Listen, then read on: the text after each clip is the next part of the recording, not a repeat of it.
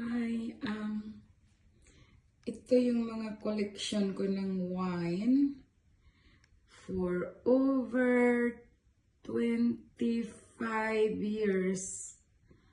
Ayan. Sabi diba, the more na tumatagal yung mga wine, the more na masarap.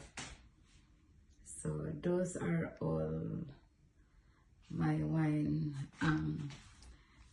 Nililinis ko kasi may mga alikabok. Yan.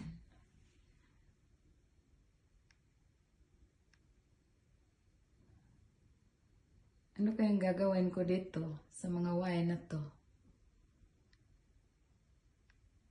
Si Jesus pala inom, hindi naman nag-iinom ng wine yan.